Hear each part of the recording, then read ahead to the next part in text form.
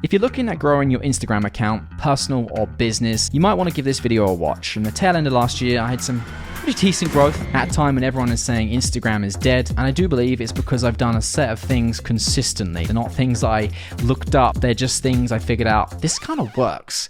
So that is what I'm sharing with you today, and if you follow these guidelines, I do truly believe you will have some good growth as well. Treat Reels like stories. What do I mean by that? Well, instead of posting an Instagram story about something, turn that into a reel. Literally, that's it. That is something I've been preaching for the longest time. That is how I approach a lot of the reels that I end up making.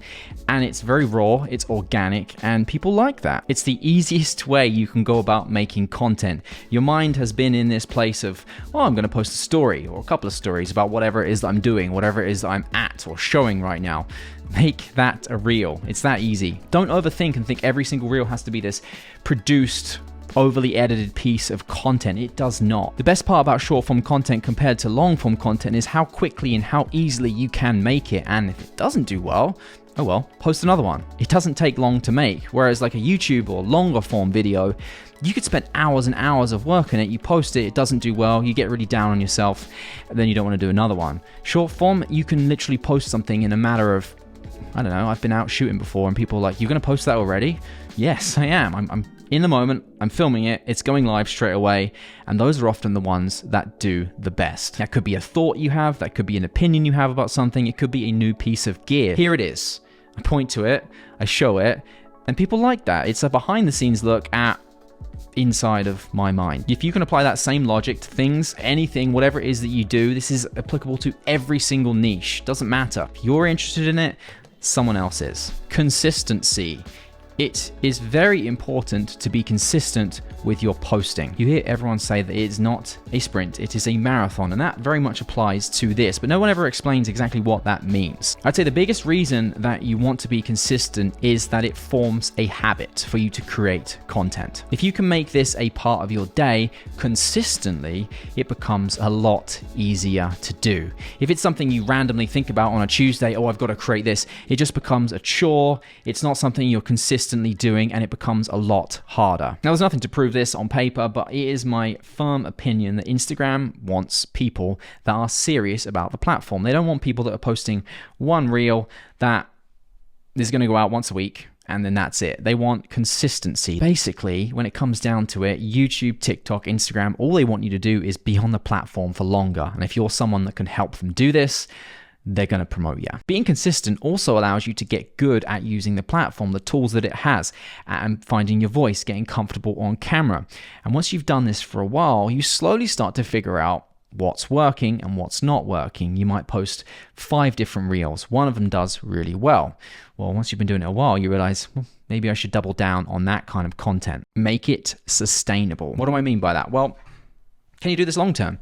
Can you do this every single day or at least 3 times a week without burning out, without taking time away from something that you should be doing that's actually making you money?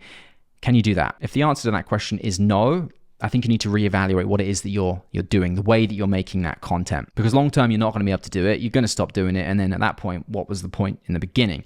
Make it sustainable right from the beginning. You'll find it a lot easier to do better long term because it's a marathon, not a sprint. And that's what I said earlier about treating reels like stories is one of the best ways that you can get started to make this sustainable. Think of how much time it takes you to make a story and post that story.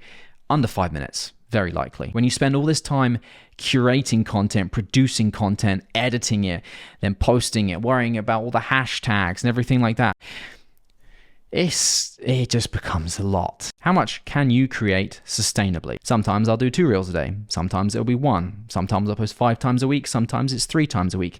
As long as I'm doing minimum 3 reels a week, I think that is a good amount to get you growing on this platform long term. Quick interruption to the video. If you're new here, welcome. I normally post a lot of things related to cameras, lenses, photo, video, that kind of thing. If that's something you're interested in, it somewhat loosely ties in with creating content for Instagram, mostly because if you are a photographer or videographer, you have to have an Instagram these days. Either way, you might like subscribing. Click that button down below. There's no contract. You can cancel at any time. You just click it again and unsubscribe.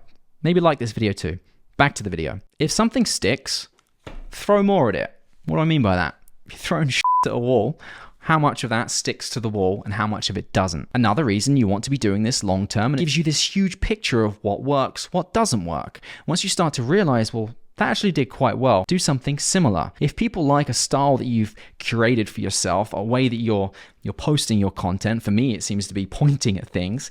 If people like that, do more of it. I'm still posting what it is that I want to post, what it is that I'm interested in, whatever I'm talking about. I'm just starting it by pointing my finger at whatever it is that I'm talking about. You've got to start experimenting and figuring out, okay, well, that did well. What was it about that did well? It was showing people something that they probably haven't seen before, something that's new. So it was the wow factor. If something sticks, if it does well, repeat it. You don't have to make the exact same piece of content again. You can just mix it up in a different way. Test things out. Don't be scared to experiment. Remember I said earlier how the beauty of short form content is if it doesn't do well, no big deal. You didn't spend a huge amount of time on it. That goes in with making it sustainable. Just do it again tomorrow. It's not the end of the world. Mix it up. What do I mean by this? You see all these growth hacks on Instagram. If you just use trending music, if you just do 7-second clips or 3-second clips, Instagram is boosting this. Don't just follow all the trends out there and expect to create an account purely based off of trends. You need to have some form of originality in your reels that you're posting as well. Trends are basically fads, things that are big for X amount of days, months, weeks, but then they die out. If you create content that's purely based around trends, you're going to constantly be looking for something that is new. You've got to have an interest, a passion, some form of knowledge in whatever it is that you're posting, but then you take aspects from trends that are working and incorporate that into your work with whatever else that you're making. There's nothing wrong with using trending music, but I've seen it many times where you use a trending song for whatever piece of content that is that you're making, you post it and it does really well. But then after a couple of weeks, that song is no longer available because of copyright issues. That reel's now dead.